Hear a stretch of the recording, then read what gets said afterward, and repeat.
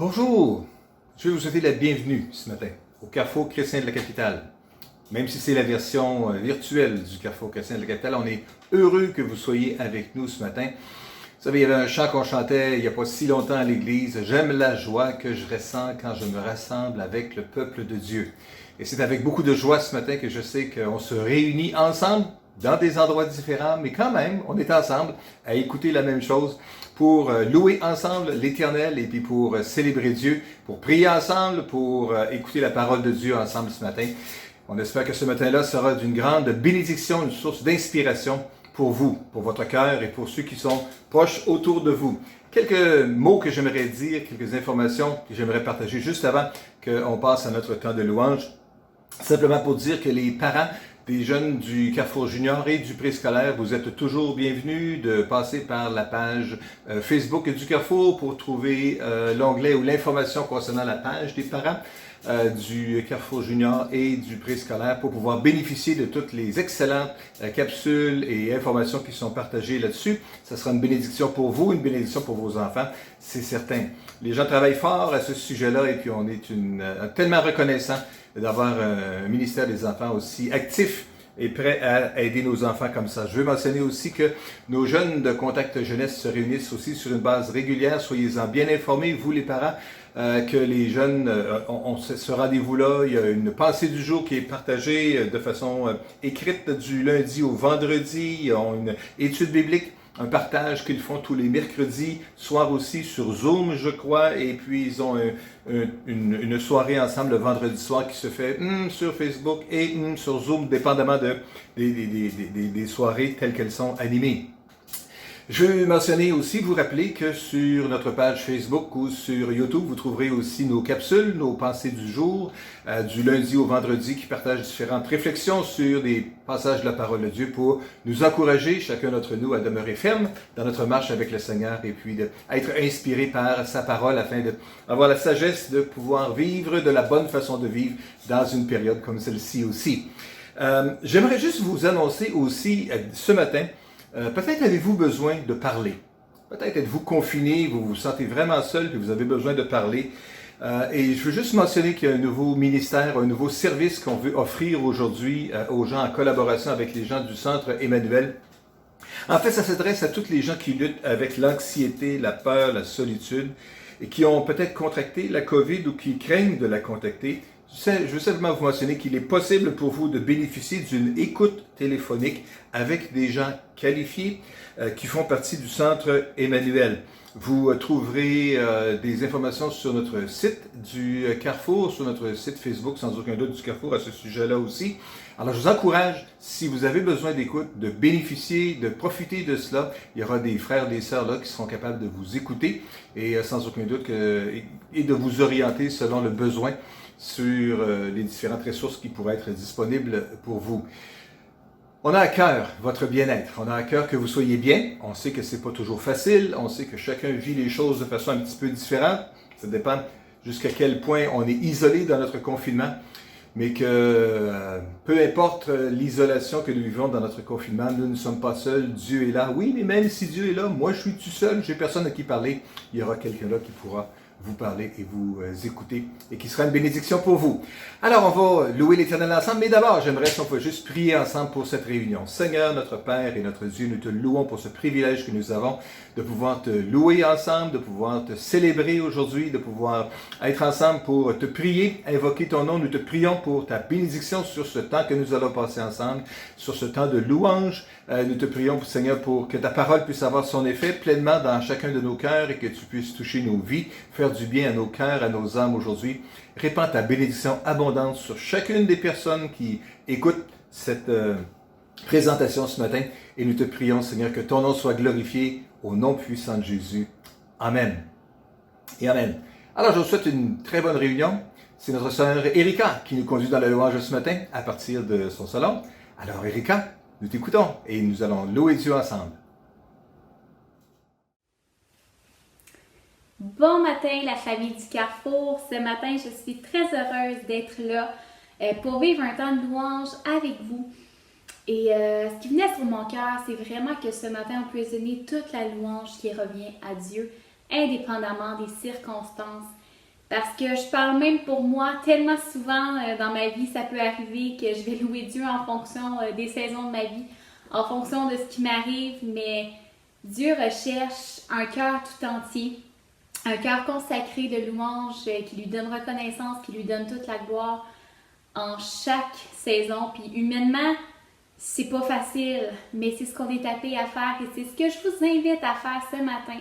Alors qu'on va chanter ce chant qui dit « Nous venons t'offrir un sacrifice de louange », que vraiment on puisse le vivre et qu'on puisse lui offrir le sacrifice qui lui revient. Amen.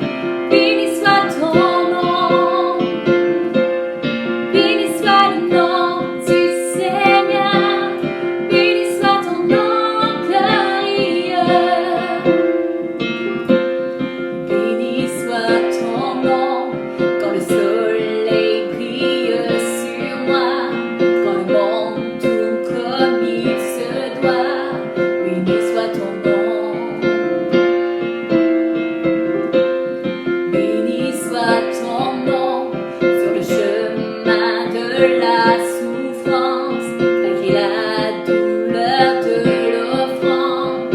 Béni soit ton nom pour tous tes bienfaits, pour tous tes bienfaits envers moi. Je te louerai et quand viendront les ténèbres, je redirai. Béni soit le nom du Seigneur, béni soit ton nom. Béni soit le nom du Seigneur, béni soit ton nom glorieux. Béni soit le nom du Seigneur, béni soit ton nom. Béni soit le nom du Seigneur, béni soit ton nom glorieux. L'Éternel, l'Éternel a donné, l'Éternel a repris. Toujours je chanterai, que son nom soit béni. Déclarons-le à l'Éternel. L'Éternel a donné, l'Éternel a repris. Toujours, toujours je chanterai, que son nom soit béni. Béni soit le nom du Seigneur. Chantons-le de tout notre cœur. Oh, béni soit le nom du Seigneur. Béni soit ton nom glorieux.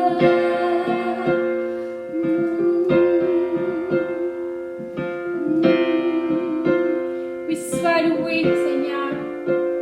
Ce matin, on veut choisir de bénir ton nom. Peu importe nos inquiétudes, peu importe nos fardeaux. Seigneur, on veut choisir de bénir ton nom, même si ça va bien. Puis peut-être pour certains, ça va tellement bien que ils n'ont même pas besoin de penser à toi, Seigneur, parce qu'ils ont tout ce qu'ils veulent. Mais que même pour ces personnes, le réflexe soit de crier à toi et de choisir de bénir ton nom. Seigneur, donne-nous la force de bénir ton nom à chaque jour, en toute saison. Tu mérites toute la gloire.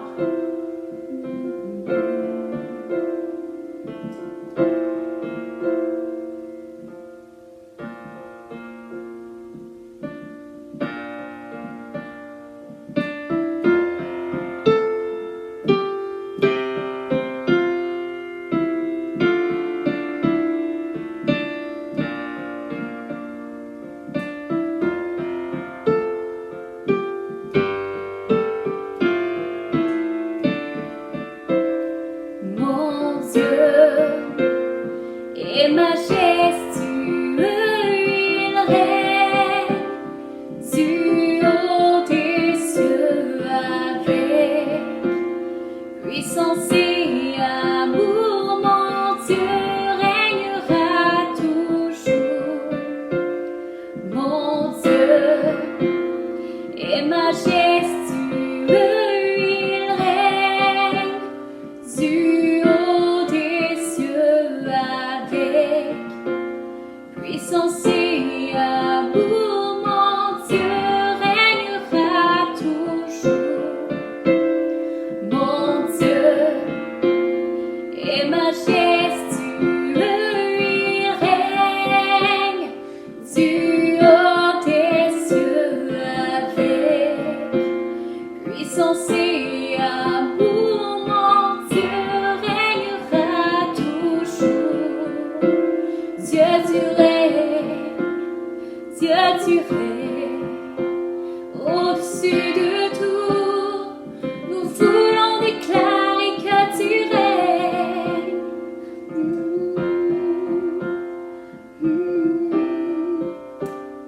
Oui, Seigneur, tu règnes, tu es le Dieu majestueux au-dessus de tout. Et ce matin, nous voulons déclarer que tu es le seul roi.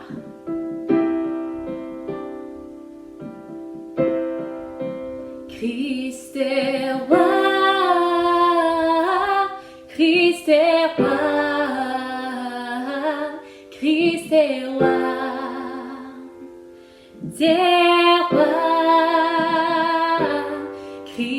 est roi, Christ est roi, Christ est roi des rois. Dans son amour, Dieu le Père envoya son Fils Jésus pour accorder la lumière à tous ceux qui sont perdus. Il descendit sur la terre, mais les hommes l'ont rejeté. Ils l'ont cloué au calvaire, mais Christ est ressuscité. Christ est roi, Christ est roi, Christ est roi des rois. Christ est roi, Christ est roi, Christ est roi des rois. Les croyants de tous les âges portent son nom sur leur cœur. Dans l'épreuve, ils gardent courage, car leur Dieu est un sauveur. Ils vont par toute la terre annoncer le Fils béni, fiers de porter la bannière sur laquelle il est écrit. Amen. Christ est roi, Christ est roi, Christ est roi des rois. Christ est roi, Christ est roi, Christ est roi des rois. Un jour les chrétiens du monde seront rassemblés par lui. Ils sortiront de leur tombe, car en lui ils sont la vie. Quel espoir! Ils formeront un royaume, la terre sera leur pays. Leur hymne sera un psaume à la gloire du Messie. Christ est roi, Christ est roi, Christ est roi, Christ est roi des rois. Déclarons-le. Christ est roi, Christ est roi, Christ est roi des rois. Seigneur, tu es le roi des rois. Seigneur, tu es tellement puissant. Seigneur, tu es rempli de force.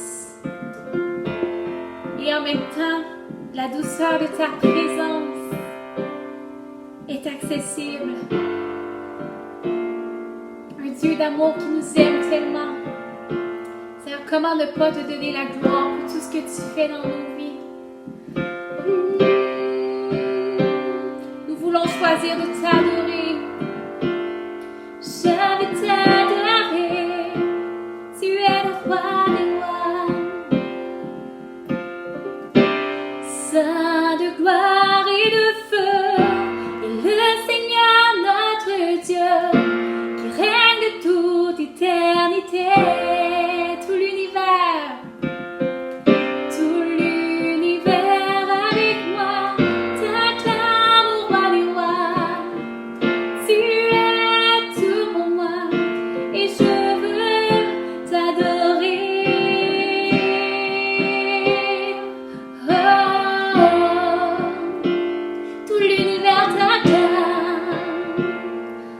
Chantons, je veux t'adorer, choisissons de l'adorer.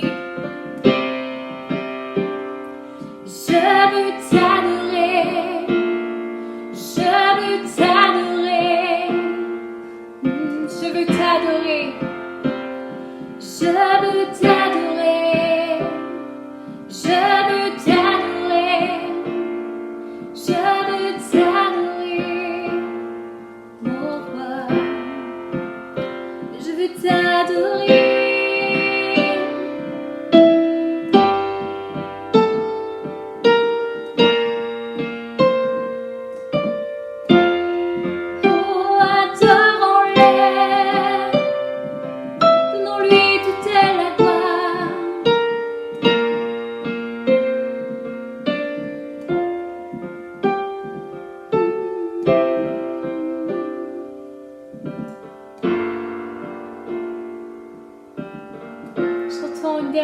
toi, Saint de gloire et de feu.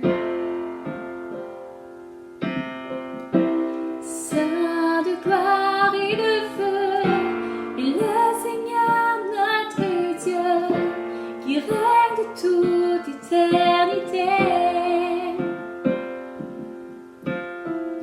Tout l'univers avec moi t'acclame au roi des rois. Tu es tout pour moi et je veux t'adorer.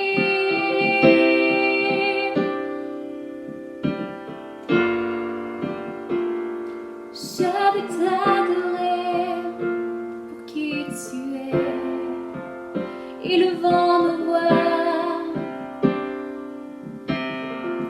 De là où vous êtes, élevez la voix.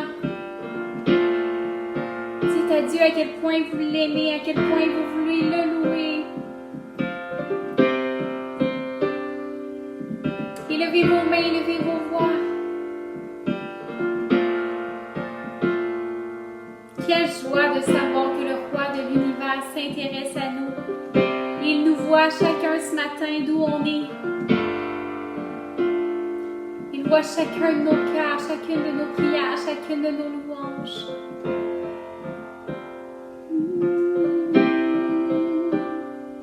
Quel Dieu si grand.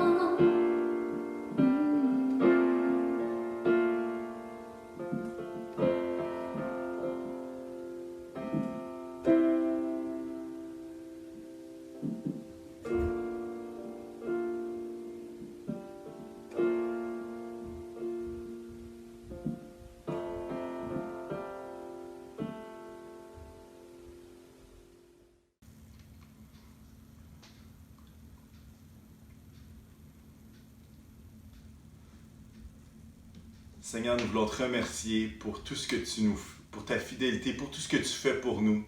Seigneur, tu es grand. On veut te rendre grâce, Seigneur, que tu continues d'agir dans ton Église, tu continues d'agir dans nos vies.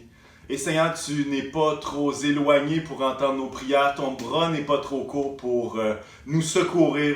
Et Seigneur, on te remercie d'être ce Dieu présent, d'être ce Dieu fidèle qui ne change pas et qui ne nous abandonne pas.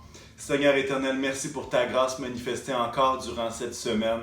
Et Seigneur, peu importe les semaines que nous avons eues, peut-être plus faciles ou plus difficiles, Seigneur Jésus, tu as été avec nous et nous voulons juste te dire merci. Alors Seigneur, je veux te prier pour chacun de nous, Seigneur, chacune de nos familles, chacun, Seigneur, des membres de nos foyers, que tu puisses, Seigneur, continuer d'étendre ta grâce sur chacun. Seigneur, bénis notre pays, guéris notre pays. Sois, Seigneur, celui qui nous couvre par ta grâce et par ton sang. Et Jésus, merci, Seigneur, de pourvoir à tous les besoins, Seigneur, quels qu'ils soient. Seigneur Jésus, nous nous appuyons sur toi. Nous avons soif de toi, Seigneur, ce matin.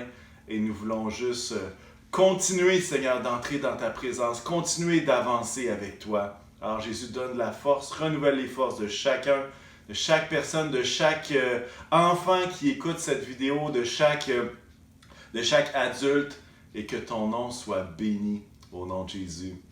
Amen. Amen. Bonjour tout le monde. J'espère que vous allez bien. C'est un plaisir d'être ensemble encore une fois via YouTube. On salue ceux qui sont sur YouTube, ceux qui sont sur Facebook, ceux qui nous entendent peut-être en différé.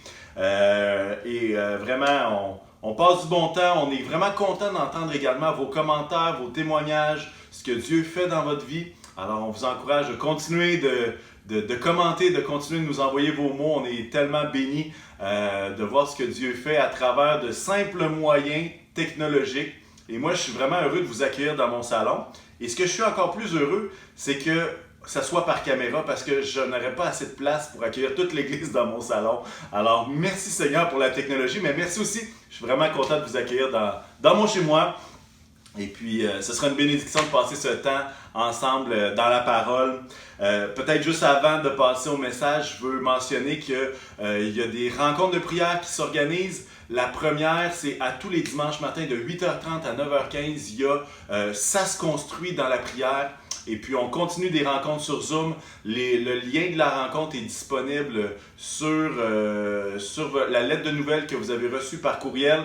Sera disponible également sur notre site.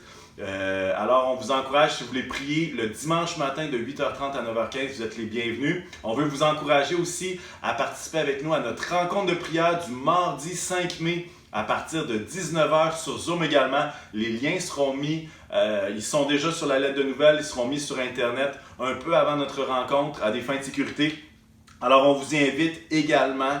Et les dernières rencontres de prière qu'on a eues sur Zoom ont été tellement bénissantes. C'était un bon temps. Peut-être qu'on n'est pas l'un à côté de l'autre, mais on sent vraiment qu'il y a le même esprit. Puis c'est ça qui nous anime. C'est le même esprit qui nous anime et qui nous unit ensemble.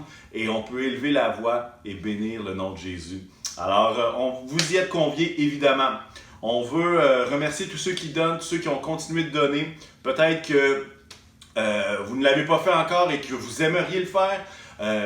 Simplement dans les fils des commentaires qui est dans votre écran, il y a les 3 façons de donner avec les détails de comment on peut procéder, soit via notre site web qui passe par la plateforme sécurisée PayPal, soit par la poste à nos bureaux administratifs que vous pouvez poster votre don. Et l'autre méthode, c'est par virement bancaire à travers votre institution financière. Alors, il y a une procédure pour ça et vous avez les détails dans les commentaires et à différents endroits, évidemment. Je veux prendre le temps de saluer chacune des personnes qui se joignent à nous, que ce soit des réguliers de l'Église qui sont là depuis aussi longtemps que 20 ans, comme peut-être une personne qui est là. Ça fait même pas 2 semaines qu'il est avec nous, qui nous suit. On veut juste vous saluer. On a vraiment hâte de pouvoir vous rencontrer, de pouvoir vous saluer, de vous serrer la pince avec les moyens qui seront permis à ce moment-là.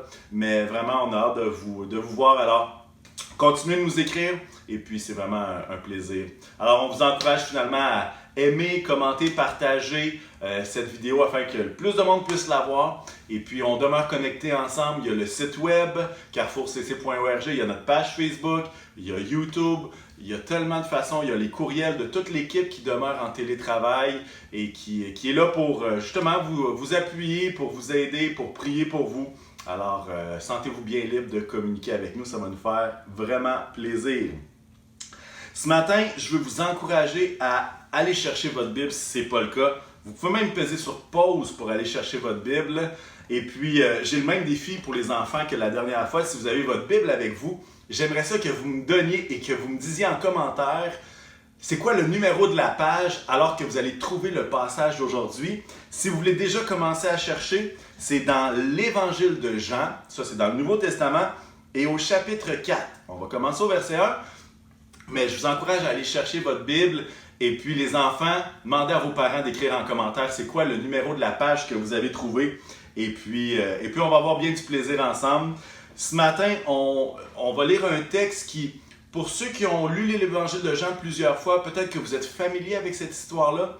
Mais moi, je crois que même si on l'avait lu 35 fois, Dieu peut encore nous parler à travers un passage parce que sa parole est vivante. Alors, je veux vous encourager à ouvrir vos cœurs, à ouvrir vos esprits pour être capable de recevoir une parole fraîche de Dieu. Et peut-être que le Seigneur va vous éclairer sur un bout de passage que vous n'aviez jamais vu de cette façon-là. Et on va passer un bon temps. Et si vous n'avez jamais entendu parler de cette histoire-là, soyez bénis, ça sera l'occasion de découvrir un texte qui est vraiment merveilleux. Et on voit à travers ce texte le cœur de Jésus. Et c'est de toute beauté. Alors j'ai bien hâte de vous partager ce texte-là dans Jean 4.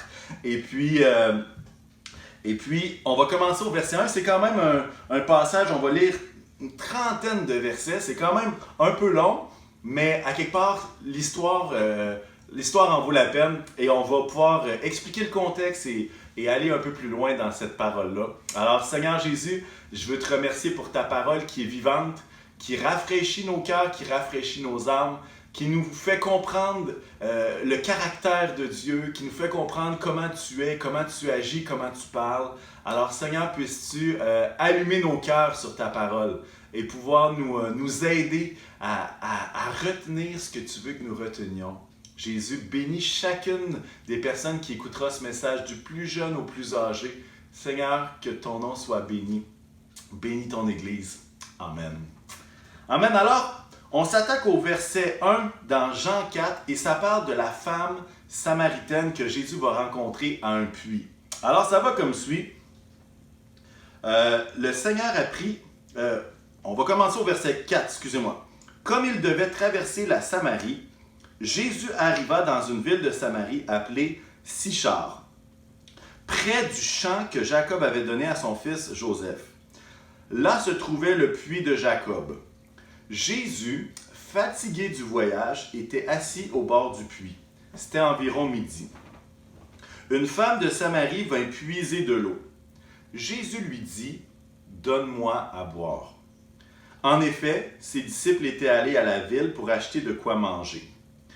La femme samaritaine lui dit, « Comment? Toi qui es juif, tu me demandes à boire, à moi qui suis une femme samaritaine? » Les Juifs, en effet, n'ont pas de relation avec les Samaritains. Jésus lui répondit, « Si tu savais quel est le cadeau de Dieu, et qui est celui qui te dit « Donne-moi à boire », tu lui aurais toi-même demandé à boire, et il t'aurait donné de l'eau vive. « Seigneur, lui dit la femme, tu n'as rien pour puiser, et le puits est profond. D'où aurais-tu donc cette eau vive? Es-tu, toi, plus grand que notre ancêtre Jacob qui nous a donné ce puits et qui a bu de son eau lui-même, ses fils et ses troupeaux? » Jésus lui répondit, « Toute personne qui boit de cette eau-ci aura encore soif. En revanche, celui qui boira de l'eau que je lui donnerai n'aura plus jamais soif. Et l'eau que je lui donnerai deviendra en lui une source d'eau vive qui jaillira jusque dans la vie éternelle. » La femme lui dit, « Seigneur, donne-moi cette eau afin que je n'aie plus soif et que je n'aie plus à venir puiser ici. » Verset 16. « Va appeler ton mari, lui dit Jésus, et reviens ici. » La femme répondit, « Je n'ai pas de mari. » Jésus lui dit, « Tu as bien fait de dire « Je n'ai pas de mari », car tu as eu 5 maris, et l'homme que tu as maintenant n'est pas ton mari. En cela, tu as dit la vérité. » « Seigneur, lui dit la femme, je vois que tu es un prophète. Nos ancêtres ont adoré sur cette montagne, et vous dites, vous, que l'endroit où il faut adorer est à Jérusalem. » Femme, lui dit Jésus, crois-moi, l'heure vient où ce ne sera ni sur cette montagne, ni à Jérusalem que vous adorerez le Père. Vous adorez ce que vous ne connaissez pas. Nous adorons ce que nous connaissons, car le salut vient des Juifs. Verset 23. Mais l'heure vient, et elle est déjà là, où les vrais adorateurs adoreront le Père en esprit et en vérité. En effet, ce sont là les adorateurs que recherche le Père. Dieu est esprit, et il faut que ceux qui l'adorent en esprit et en vérité. La femme lui dit, « Je sais que le Messie doit venir, celui que l'on appelle Christ. Quand il sera venu, il nous annoncera tout. » Jésus lui dit, « Je le suis, moi qui te parle. » Là-dessus arrivèrent ses disciples et ils étaient étonnés de ce qu'il parlait avec une femme. Toutefois, aucun ne dit « Que lui demandes-tu » ou « Pourquoi parles-tu avec elle ?» Alors la femme laissa sa cruche, s'en alla dans la ville et dit aux habitants « Venez voir un homme qui m'a dit tout ce que j'ai fait. Ne serait-il pas le Messie? » Un récit avec des surprises, avec des grandes vérités, avec un dialogue qui est intéressant et un Jésus qui n'agit pas comme tout le monde. Et je veux qu'on parle en début de message du contexte de cette Samaritaine qui avait un ancêtre de renommée, un ancêtre bien connu. En fait, on remarque dans le texte que les Samaritains et les Juifs ont de l'air à ne pas s'entendre très bien. Et il y a une réputation des Samaritains, et ce peuple-là des Samaritains, vous voyez, Jérusalem est au sud, et puis la Galilée est plus au nord, et Samarie est comme un peu entre les deux. Et les Juifs et les Samaritains ne s'entendent tellement pas que quand les Juifs de Galilée veulent descendre à Jérusalem, ils utilisent d'autres chemins que Samarie. Ils prennent des détours pour être certains de ne pas passer par la Samarie, pour ne pas être en contact avec les Samaritains. Et l'histoire nous raconte que quand les Assyriens sont descendus pour attaquer le royaume du Nord, ils ont mis en exil toutes les personnes du royaume du Nord. Et en fait, ils ont mis en exil une grande majorité, et ceux qui ont laissé sur place ont été mélangés avec des colonisateurs que les Assyriens ont envoyés. Alors, c'est comme si c'était un peuple juif, mais mélangé. Un peu comme si les Juifs pourraient dire « Ah ben, c'est pas des vrais Juifs, ce sont comme des bâtards, des enfants illégitimes. » Et à cause de ça, il y a eu toutes sortes de guerres et toutes sortes de rivalités. Alors que Jésus parle à une femme samaritaine, la femme samaritaine va dire tout de suite « Toi qui es juif, tu me parles à moi qui est une femme. » Et non seulement elle était samaritaine, mais en plus elle était une femme. Alors, l'idée d'un homme juif qui parle à une femme samaritaine, c'est quelque chose qui était pas imaginable, au point que les disciples disent « Là, il y a de quoi de vraiment pas normal, mais c'est tellement pas normal, on veut pas trop poser de questions à Jésus, on veut pas savoir trop la réponse. » Mais il y a comme un clash ici entre cette discussion entre Jésus et cette Samaritaine. Et la Bible va nous dire au verset 4 que Jésus devait traverser la Samarie.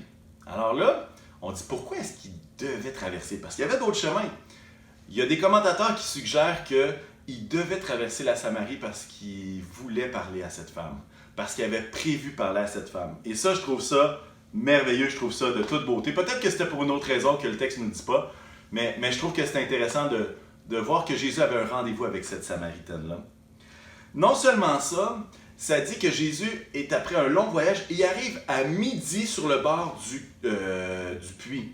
Et ce midi-là, peut-être qu'il passe anodin parce que nous, on est au Québec, puis à ce moment-ci, à midi, il n'y a personne qui meurt de chaleur. Là.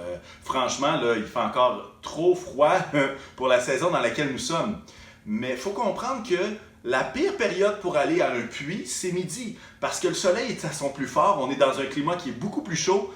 Et ce qui se passe, c'est que personne ne veut aller puiser à midi à cause de cela. Et ça nous en dit long sur la condition de cette femme samaritaine. En fait, elle puise à une heure où personne ne veut puiser. Elle a eu 5 maris et vit avec un 6e homme. Là, il faut comprendre puis mettre en contexte. Une personne qui aurait 5 maris différents à Montréal ou à Québec, ça passe incognito. Mais dans un petit village de Samarie à cette époque-là, où les villages, c'était pas des métropoles du tout, on peut se comprendre que tout le monde, elle devait être connue de quasiment tout le monde dans le village. Même nous au Québec, dans des petits villages, tout le monde finit par connaître quelqu'un, puis tout le monde se connaît. Mais dans cette situation-là, c'est la même chose. La Bible ne dit pas qu'il y a eu 5 divorces, mais qu'elle a eu 5 maris. Donc, il y a pu avoir décès, il y a pu avoir aussi des divorces, parce qu'à cette époque-là, c'était pas compliqué de divorcer, dans le sens que ça prenait une simple lettre, et puis, bref, il y a toutes sortes de choses qui ont pu se passer à ce moment-là. Mais bref, tout le contexte nous donne la condition de cette femme-là. Et puis le texte nous dit que la femme puise au puits de Jacob. Qui est ce Jacob? Jacob, c'est un des patriarches, un des grands ancêtres du peuple d'Israël. C'est le petit-fils d'Abraham. Et même ce Jacob-là, Dieu, à travers un événement de la Genèse, que vous pourrez lire et explorer si vous le voulez, va changer le nom de Jacob et va l'appeler Israël. Et c'est de là que part le nom du peuple d'Israël, de ce Jacob-là. Et ça vous donne un peu l'envergure de l'homme dans l'histoire de la nation. Et au moment de notre récit, ça fait 1700 ans que ce puits avait été creusé. J'aimerais vous suggérer la chose suivante. Quand tu as bâti quelque chose et que 1700 ans après, le puits porte encore ton nom et qu'on se rappelle encore de toi et qu'il y a encore de l'eau dans le puits, c'est qu'à quelque part, tu as fait quelque chose de bon. Tu as marqué l'histoire. Et c'est de là que la question de la Samaritaine prend tout son sens. Elle va demander à Jésus, est-ce que toi, Jésus, t'es plus grand que mon ancêtre Jacob, celui qui a creusé ce puits-là il y a de ça 1700 ans? Est-ce que toi, t'es plus grand que lui? Et cette mise en contexte-là, sans dire qu'elle nous éclaire sur tout le passage, mais elle nous enligne sur le pourquoi de la discussion et les différents éléments qui sont échangés. Mais juste dans les premiers 7-8 passages, on entend le mot les mots soif, eau, puits, boire, puiser, eau vive. Et là, on comprend très bien que l'apôtre Jean, quand il écrit ce texte-là, il y a une intention très claire de nous parler de l'eau vive de Dieu. Et puis la question qui pourrait être suscitée, c'est « As-tu soif? As-tu soif? » On apprend dans le récit que Jésus avait soif. Il avait fait un long trajet. Il faisait chaud. Et puis on voit la nature aussi humaine et non pas uniquement divine. Jésus n'était pas sur la terre pleinement Dieu où est-ce que il n'avait pas besoin de se nourrir, il n'avait pas besoin de dormir. Non, il était pleinement homme et pleinement Dieu. Et puis on voit ici une partie de sa condition humaine. Il a soif, il est fatigué. Et il va dire à la femme, « Donne-moi à boire. » Bon, peut-être que vous lisez cette phrase-là puis vous dites, il est bien impoli, Jésus. Donne-moi à boire. Il n'a même pas dit s'il vous plaît. Il faut comprendre ici qu'il y a plusieurs cultures qu'on n'a pas besoin de dire s'il vous plaît. Et pour nous, Québécois, ou peut-être d'autres peuples, et je ne connais pas toute l'histoire de toutes les cultures et tous les arrière-plans, mais pour nous, c'est scandalisant quand quelqu'un ne demande pas s'il vous plaît. Et on s'évertue, on s'époumonne comme parents à dire aux enfants merci, s'il vous plaît, c'est quoi le mot magique? Mais il faut juste comprendre qu'il y a des cultures que donne-moi à boire, ça veut dire même pour nous, donne-moi à boire s'il vous plaît, et il n'y a pas d'impolitesse là du tout. Et Jésus a soif, et il arrive, et la femme samaritaine vient la rejoindre plus tard. Et là, Jésus va lui dire, si tu savais quel est le cadeau, si tu savais qui est devant toi, c'est toi qui aurais demandé de l'eau. C'est toi qui aurais toutes les raisons d'avoir soif. Et c'est toi, justement, les rôles auraient été inversés. Si tu savais quel est le cadeau, si tu savais qui j'étais, les rôles seraient inversés à ce moment-ci. Et Jésus a soif physiquement, mais Jésus est en train de dévoiler la condition de la femme qui a soif spirituellement, même sans le savoir. Jésus lui révèle sa condition devant Dieu. C'est intéressant ça, hein, l'idée d'avoir besoin d'eau même si tu n'as pas soif. C'est comme les boissons gazeuses, ça. La liqueur, comme on dit en bon québécois. Moi, j'aime bien le Coca-Cola.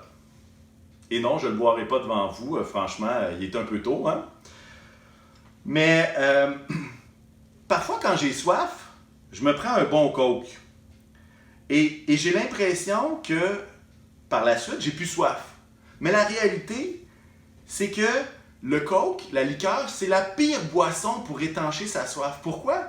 Parce que c'est pas le liquide qui étanche ma soif, mais c'est plutôt le sucre qui vient masquer, qui vient m'enlever cette impression-là que j'ai soif. Ça vient étouffer ma sensation de soif, alors que mon corps, même après avoir bu mon Coke, a toujours besoin d'eau.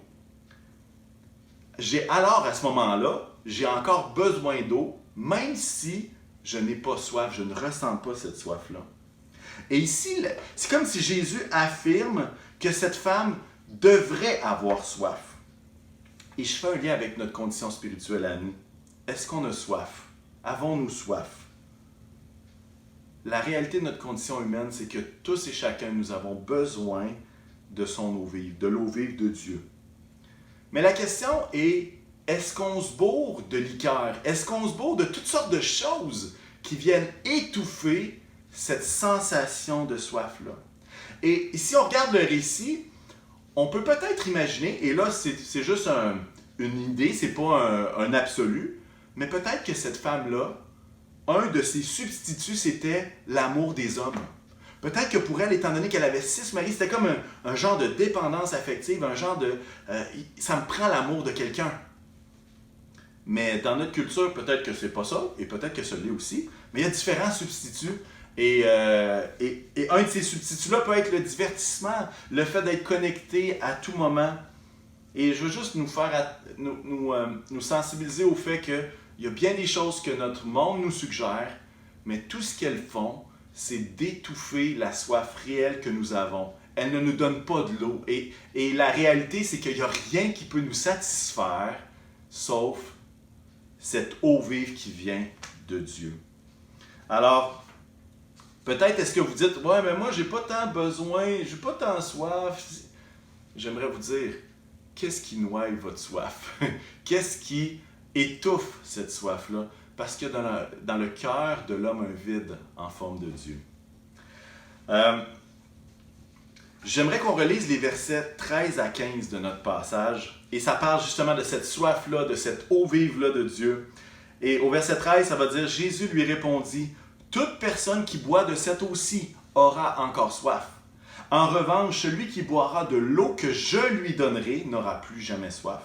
Et l'eau que je lui donnerai deviendra en lui une source d'eau vive qui jaillira jusque dans la vie éternelle. » La femme lui dit, « Seigneur, donne-moi cette eau, afin que je n'ai plus soif et que je n'ai plus besoin de venir puiser ici. » Et Jésus est en train d'intriguer cette femme. Et c'est comme trop beau pour être vrai. La femme est comme, « Wow, tu es en train de me dire que si je bois de ton eau, j'aurai plus jamais besoin de venir puiser à midi dans ce puits-là. J'aurai pas besoin de transporter cette eau-là jusqu'à ma maison qui est à je ne sais combien de mètres ou de kilomètres. J'aurai pas besoin de faire ça. Wow! Et pour le contextualiser avec nous, c'est comme une infopub. Dans sa tête, la femme, c'est comme trop beau pour être vrai. C'est comme une infopub où est-ce que tu te mets une ceinture autour du ventre, puis elle se met à vibrer, puis hop! En une semaine, t'as plus de bedaine. Puis si t'appelles dans les 3 prochaines minutes, tu peux en avoir une deuxième gratuite. Sans frais de manutention. Trop beau pour être vrai. Et la femme est comme, waouh, ça a l'air trop beau comme concept. Mais on se comprend que Jésus utilise une image ici. L'image de l'eau, l'image de la soif, l'image de ce que Jésus peut te donner. Et je ne sais pas si ça vous plaît ou non, mais à tellement d'endroits dans les évangiles, dans ce que Jésus fait et de ce que Jésus dit, Jésus utilise souvent des images de la vie quotidienne pour nous parler des réalités spirituelles. Et ce que Jésus est en train de dire à cette femme-là, c'est pas « voici l'infopub, tu n'auras plus jamais besoin de revenir à ce puits ». Ce qu'il est en train de dire, c'est que si tu bois de l'eau vive que moi je te donne, cette soif-là spirituelle, elle ne sera plus. Tu n'auras plus ce sentiment d'être complètement desséché dans ton âme. Mais il y a seulement cette eau vive-là de Dieu qui peut rassasier ton âme. Et Jésus est en train de dire, c'est moi qui ai le bon puits. C'est moi qui ai le puits parfait. Jacob a fait un puits qui a toffé 1700 ans, qui a encore de l'eau dedans. Mais moi, je donne une eau qui est encore plus parfaite que celle-là. Et c'est là que la réponse à la question, est-ce que tu es plus grand que Jacob, mon ancêtre? La réponse, c'est oui. La réponse, c'est oui. Parce que celui qui va puiser en Jésus va trouver le salut, va trouver la paix, va trouver la force, va trouver la vie éternelle, va trouver l'amour et tout ce qu'il a besoin, au point de plus avoir soif.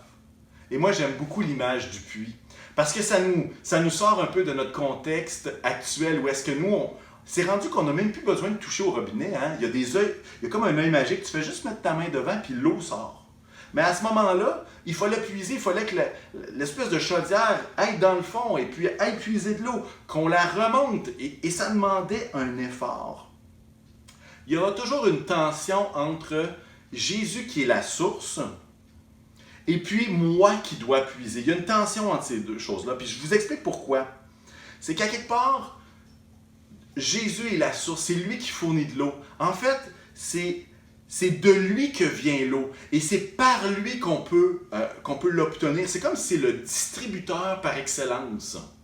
Mais de l'autre côté, il y a moi qui dois puiser. Il y a moi qui dois faire l'effort. Il y a moi qui dois pas juste mettre ma main devant un œil magique, mais qui doit rechercher, qui doit puiser dans ce puits parfait qui est Jésus-Christ.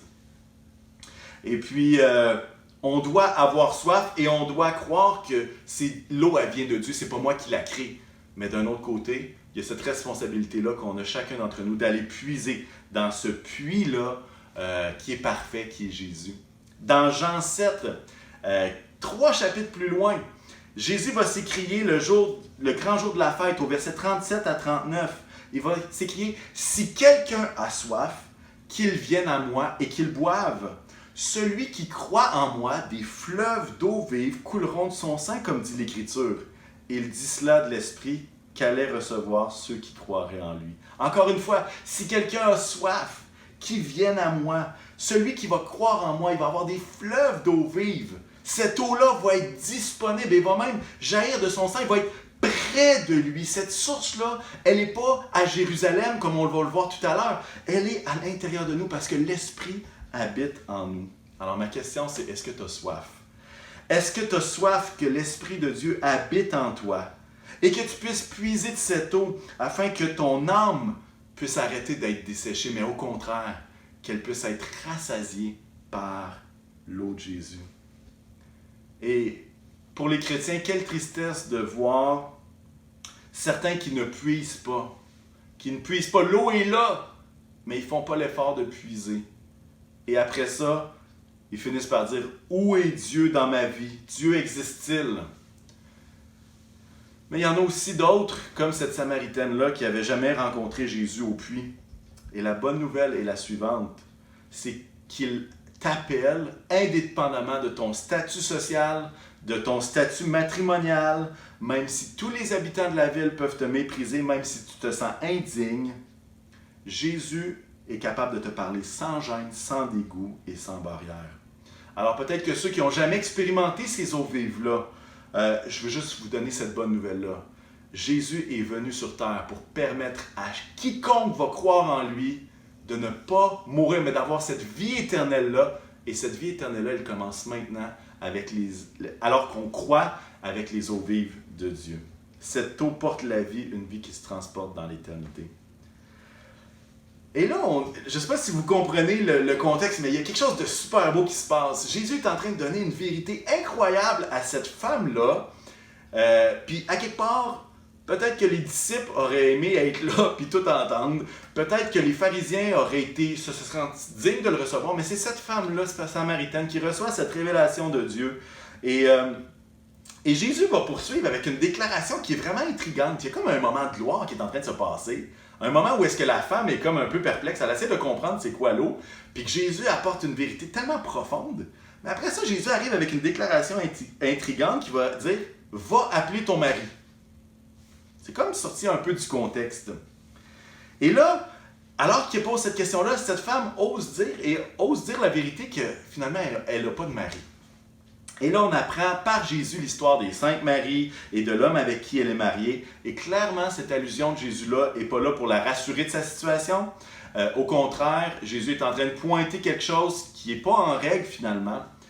Et lorsqu'on regarde le passage à première vue, on a l'impression que c'est comme si Jésus voulait prouver son autorité de Messie à travers cette révélation-là. Comme genre, hey, je vais te dire tout ce que tu es, donc tu vas croire que je suis le Messie. Comme si c'était une démonstration de puissance pour la convaincre. Et il faut dire que même si ça a créé cela dans la femme, chez cette femme samaritaine-là, parce qu'elle va dire « Hey, ça serait pas le Messie, il m'a dit tout ce que j'avais fait. » Moi, je crois que ça va plus loin que juste cette affirmation-là, ou cette démonstration de puissance-là. En fait, Jésus donne l'opportunité à cette femme de se repentir afin de recevoir cette eau vive de la part de Jésus qui est le plus parfait. La femme au verset 15 va dire « Seigneur, donne-moi cette eau ». Et Jésus lui renvoie la balle au verset 16 « Es-tu prête à te repentir parce que tu as besoin d'être délivré de l'esclavage du péché pour recevoir cette eau vive ». Et là, on est comme « Oh, il y a quelque chose d'autre qui se passe ».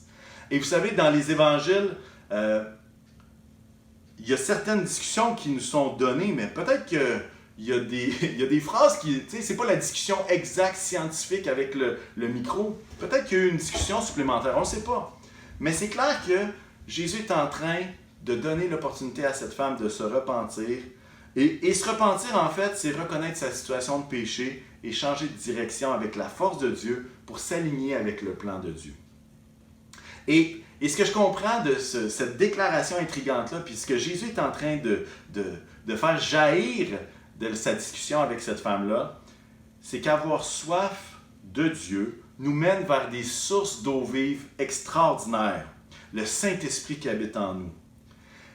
Et avoir soif de Dieu nous mène également dans un chemin où nous sommes transformés de gloire en gloire par ce même Esprit-là.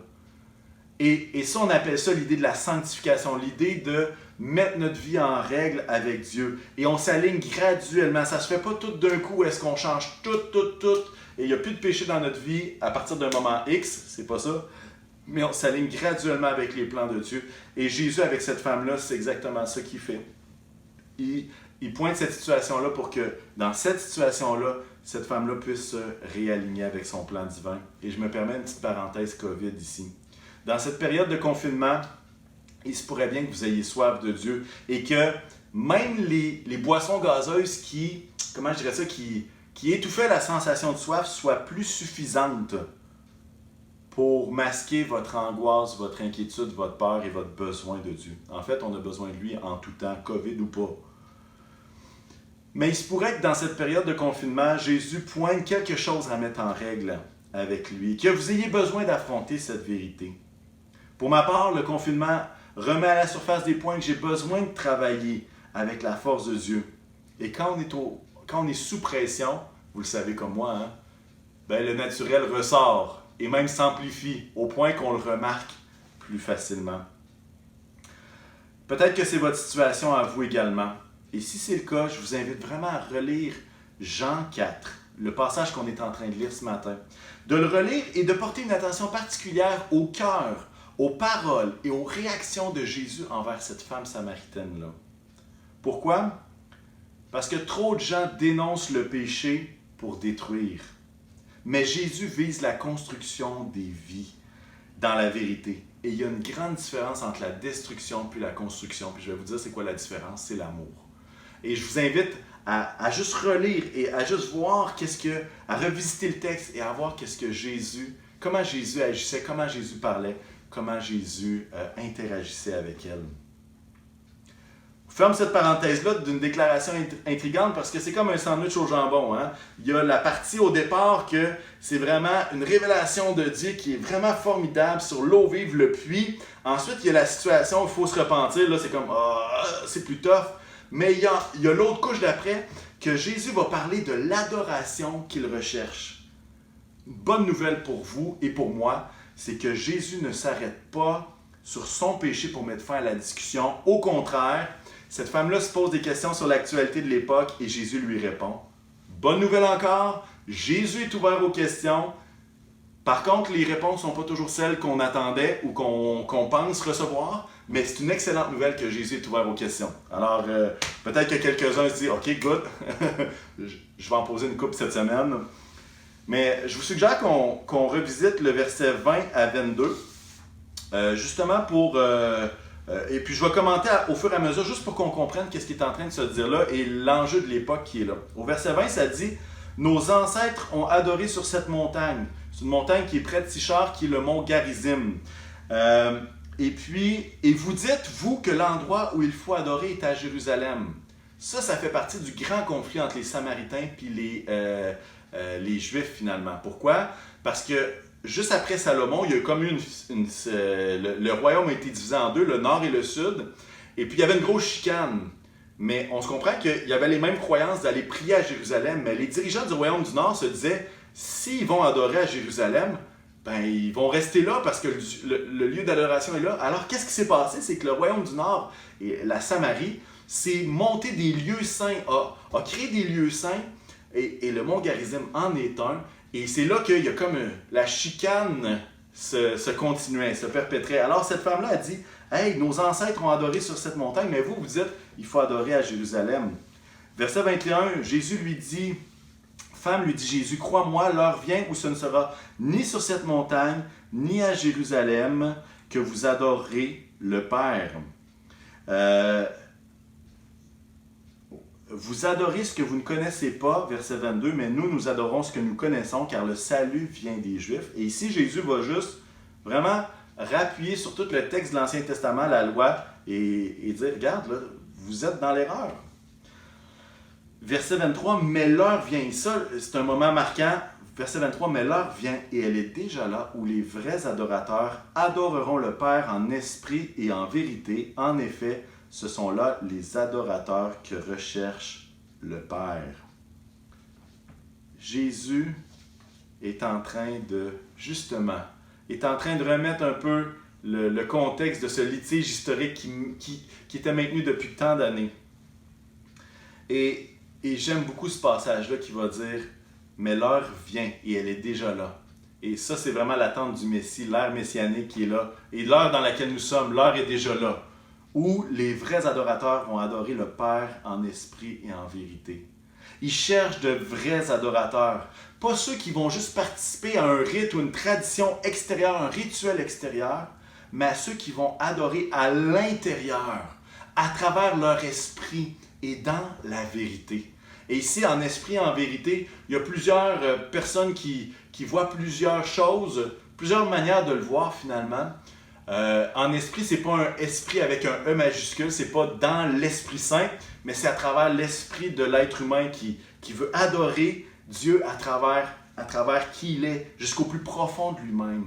Et dans la vérité, qui parle de la vérité de Jésus. Juste avant, il va dire « Hey, vous, les Samaritains, vous adorez ce que vous ne connaissez pas, vous êtes dans l'erreur. » Et ce qu'il va être en train de dire, c'est « Non, je veux des adorateurs qui vont adorer le Père en esprit, à travers leur esprit, et en vérité. » Dans le chapitre 7 de Jean, ça va parler que Jésus est le chemin, la vérité et la vie. C'est lui qui est le chemin. J'aimerais donner un défi que les vrais adorateurs se lèvent. Rien ne peut nous empêcher d'adorer Jésus. Et vous savez, parfois on a cette conception-là que l'adoration, c'est juste chanter, c'est d'offrir des louanges à Dieu. Mais l'adoration, c'est de rendre un culte à Dieu. Parfois on pense que les vrais adorateurs, c'est ceux qui se ferment les yeux en chantant puis en jouant de la guitare. Ce qui est complètement faux. Parce que dans l'Ancien Testament, et ce que la Samaritaine fait référence, l'adoration, elle inclut plusieurs choses. Elle inclut offrir des sacrifices pour le pardon des péchés. Elle inclut donner sa dîme au temple puis à différents endroits. Elle parle de chanter des louanges, ça parle de prier, ça parle de se souvenir des œuvres de Dieu à travers les fêtes de l'Éternel qui étaient commandées dans l'Ancien Testament. Ça parle de faire des vœux, de prendre des engagements envers le Seigneur. Ça fait partie d'adorer Dieu et de se réjouir. Il y avait des fêtes où est-ce que c'était vraiment la fête. On se réjouissait en l'Éternel. Et j'aimerais vous dire que l'heure est déjà là. L'heure est déjà là où les vrais adorateurs vont offrir des sacrifices de louange à Dieu, vont donner avec joie, vont chanter avec passion, vont lire les Écritures pour rester dans la vérité, vont prier avec leur cœur, vont se souvenir de leur Sauveur. Et là, on parle même de la Sainte Seine qui est instituée dans le Nouveau Testament. Ils vont se réjouir en lui et ils vont s'engager envers lui. Je vous donne toute cette liste-là, pas pour taper sur la tête de personne qui n'aurait pas coché toute la liste cette semaine. Au contraire. Mais c'est plutôt pour nous inspirer à être des vrais adorateurs qui aspirent à adorer Dieu, pas juste à travers des chants, mais à travers leur vie. L'heure vient où les vrais adorateurs adoreront en esprit et en vérité. Et non seulement ça, Jésus, ce qu'il fait, c'est qu'il va dire à cette femme que ce ne sera plus ni sur la montagne, le mont Garizim, ni à Jérusalem qu'il va y avoir une adoration, mais que ça va se faire à partir du cœur. Et avouez que c'est un réel encouragement pour nous qui sommes confinés, qu'on ne peut pas se réunir physiquement dans notre Église. Ce n'est pas une question de lieu saint, mais c'est une question de cœur d'adorateur. C'est pas une question que le Carrefour chrétien de la capitale est un lieu magique où est-ce que là il se passe des choses. Non, les vrais adorateurs adorent en esprit et en vérité. Et on n'a pas besoin de lieu pour ça. Maintenant, je ne suis pas en train de dire que l'Église n'est pas importante. Puis je ne suis pas en train de dire qu'il ne faut pas aller à l'Église. Au contraire. Mais la marque d'un vrai adorateur, c'est pas qu'il sera à un endroit sacré ou à un endroit saint. Un vrai adorateur, la marque, c'est que l'Esprit est en lui et qu'il va adorer en esprit et en vérité. Et lorsqu'on veut adorer le Père en esprit et en vérité, on a toutes les raisons du monde d'être à l'Église pour pouvoir partager avec d'autres, pour pouvoir louer avec nos frères et sœurs, pour pouvoir échanger, pour pouvoir se réjouir, pour pouvoir donner, pour pouvoir s'engager, pour pouvoir servir, etc. Alors, bref, l'encouragement, c'est de dire, c'est pas un lieu saint où est-ce qu'il faut aller, mais c'est à travers le cœur, à travers dans notre esprit. Dieu regarde au cœur. Il y a beaucoup à dire sur ce passage-là. Et en fait, il y a beaucoup à méditer. Et comme je vous dis, je vous invite à le revisiter cette semaine. Je sais qu'il y a plusieurs perles qu'on n'a même pas pu partager ensemble ce matin. Et je sais qu'il y en a plusieurs qui pourront être encourageantes pour vous. D'autres perles qu'on n'a même pas abordées ce matin, qui pourraient être un encouragement dans votre foi. Mais en résumé, ce que je retire de ce texte-là et ce qu'on a discuté ensemble, c'est qu'il n'y a pas de situation trop repoussante pour que Jésus t'invite à être comblé de ses eaux vives. Il n'y a pas de situation matrimoniale, il n'y a pas de péché trop grand pour empêcher Jésus de t'inviter à être comblé par ses eaux vives. Deuxièmement, on a regardé ensemble qu'il y a plusieurs substituts qui peuvent nous faire croire qu'on n'a pas soif, qu'on n'a pas besoin de ses eaux. Mais il n'y a rien qui peut nous combler comme Jésus. Passons de l'illusion à la vie abondante en lui. Celui qui boira de cette eau n'aura plus jamais soif. Quelle promesse!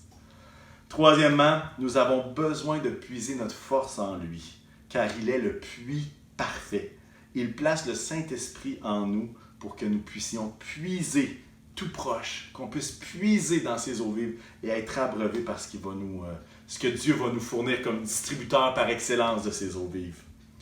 Quatrièmement, la repentance est nécessaire et fondamentale pour faire un pas vers Dieu et goûter à la plénitude de la vie qu'il nous réserve. Ce n'est pas vrai que Jésus, c'est juste les eaux vives et qu'il n'y a pas de repentance et qu'il n'y a pas de transformation de gloire en gloire. Jésus veut nous changer et ça n'a pas changé. Cinquièmement, les vrais adorateurs ne sont pas dépendants d'un lieu, mais de leur Sauveur. C'est avec leur esprit dans la vérité qu'ils adorent. Cette adoration du cœur est encore ce que Jésus recherche aujourd'hui pour chacun de nous. Peut-être que vous êtes au même endroit que cette femme samaritaine. Vous êtes pris dans votre routine malsaine. Vous savez que vous avez besoin de mettre Dieu au centre de votre vie, au-delà des traditions, au-delà des formes extérieures. Si tu as découvert que tu as besoin de Dieu à travers les circonstances actuelles, j'aimerais ça prier avec toi à ce moment-ci. Et pour tous ceux qui peut-être ont déjà goûté et goûtent continuellement à ces eaux vives-là, je vous invite à m'appuyer en prière. Seigneur Jésus, je veux te prier pour ces personnes, Seigneur, qui comprennent qu'ils ont besoin de toi dans une période comme celle-ci. Seigneur éternel, je te prie que tu puisses te révéler à eux, comme cette femme samaritaine a une discussion avec toi. Jésus, je te prie que tu puisses les guider, que tu puisses leur parler, que tu puisses être avec eux et elles, Seigneur, afin qu'ils te découvrent, toi, celui qui est tout-puissant, celui qui est parfait, celui qui est le puits par excellence. Seigneur Jésus, je veux te prier que chacune des personnes qui a soif puisse boire tes eaux vives et expérimenter la richesse de ta gloire. Seigneur, puisses-tu donner la force à chacun de puiser et de s'approcher de toi et avoir la force et le courage d'affronter peut-être les situations qu'il faut changer de voie. Seigneur, puisses-tu donner la force à chacun. Merci, Seigneur. Amen. Amen. J'aimerais, alors qu'on approche de la conclusion, lancer un défi vraiment à tous nos adorateurs qui ont le Saint-Esprit en eux et qui puisent les eaux vives de notre Seigneur Jésus-Christ. Le défi est le suivant. Continuez de l'adorer en esprit et en vérité et imitez cette femme qui, au verset 29, va dire à tous ceux qu'elle connaissait, venez voir un homme, venez voir Jésus qui m'a dit tout ce que j'ai fait, ne serait-il pas le Messie? Le but de notre adoration, oui, c'est de glorifier Jésus, mais le but de notre adoration, c'est que ça puisse avoir une influence sur les gens autour de nous. Alors qu'on puisse être comme cette femme qui, après avoir goûté à cette discussion, à ces vérités, la garde pas pour elle, mais commence à partager la bonne nouvelle. Amen. Amen. Ce que j'aimerais qu'on puisse faire, c'est à ce moment-ci prendre un temps pour adorer Jésus. Là, vous allez dire, ouais, ben là, comment qu'on fait ça? Ben, à des fins que ça soit simple et que ça demeure simple, on va faire 2 chants ensemble, OK? Je vous ai dit que l'adoration, c'était pas juste la louange et j'en suis convaincu. Mais je crois que la louange fait partie de quelque chose qui est essentiel pour nous et qui va nous faire du bien. Prendre une petite gorgée d'eau, vous me permettez, à votre santé.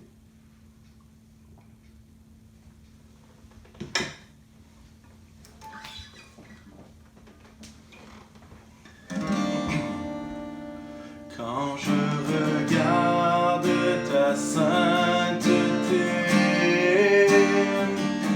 que je contemple ta beauté,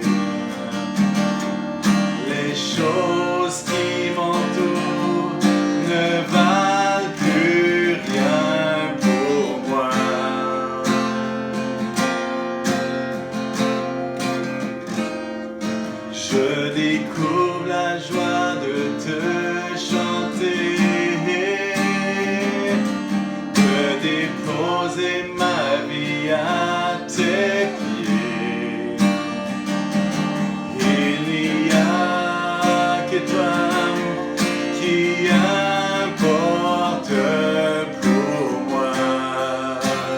Oh, je veux t'adorer.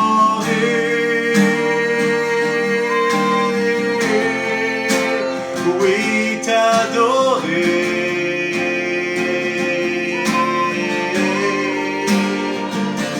Ma raison de vie, c'est de t'adorer. Je veux t'adorer.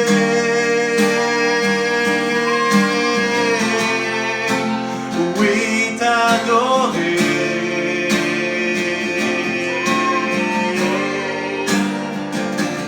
Ma raison de vie, c'est de t'adorer.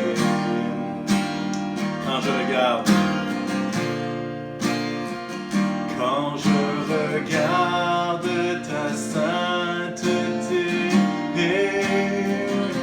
que je contemple ta beauté,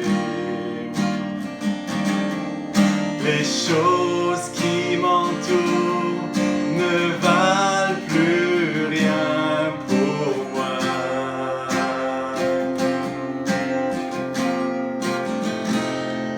Je découvre la joie de te chanter, de déposer ma vie à tes pieds. Il n'y a que toi qui importe pour moi. Oh, je veux t'adorer.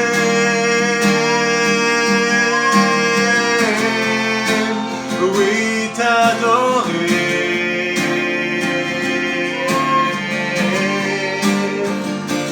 Ma raison de vie, c'est de t'adorer. Je veux t'adorer.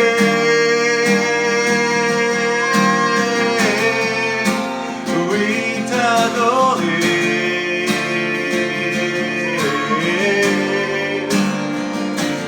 Ma raison de vie, c'est de t'adorer. C'est la raison pour laquelle je vis. C'est la raison pour laquelle je vis. C'est la raison pour laquelle je vis. C'est la raison pour laquelle je vis. Pour t'adorer, mon Dieu.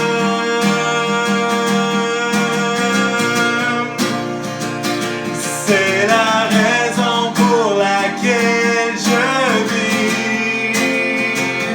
C'est la raison pour laquelle je vis. C'est la raison pour laquelle je vis. Pour t'adorer, mon Dieu.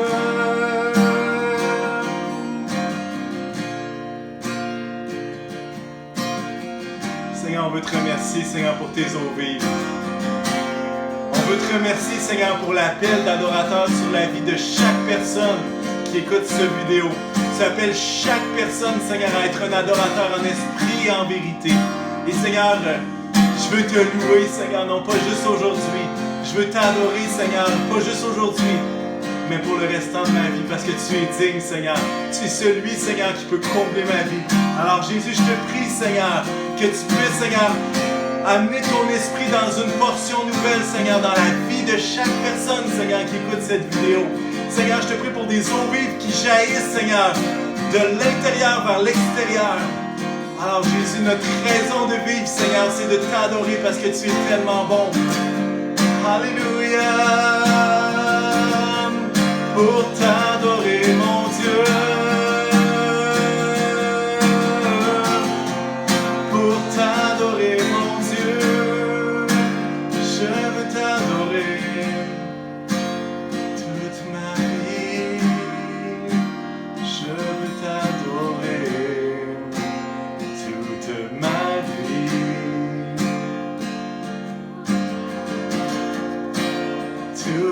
ma vie. Je t'adorer, mon Dieu, toute ma vie. Alléluia, Seigneur.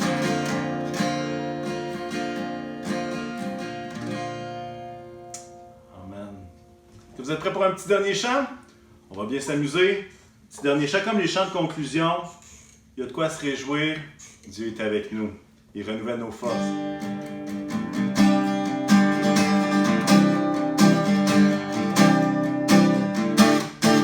La force est pour celui qui se confie, repose en l'Éternel. Oui, en l'Éternel. La force est pour celui qui se confie et repose l'Éternel. Oui, en l'Éternel. Oh Dieu, tu règnes à jamais. Tu es le Dieu libérateur. Tu es le Dieu d'éternité, le Dieu d'éternité, celui qui ne faillira jamais. Tu soutiens le cœur affligé, le cœur découragé. Comme l'aigle, je peux m'élever, oh Dieu. Tu règnes à jamais, oh Dieu, oh Dieu. Tu règnes à jamais, oh Dieu. Tu règnes à jamais. Tu aimes le Dieu libérateur. Tu es le Dieu d'éternité, le Dieu d'éternité, celui qui ne faillira jamais. Tu soutiens le cœur affligé, le cœur découragé. Comme l'aigle, je peux m'élever.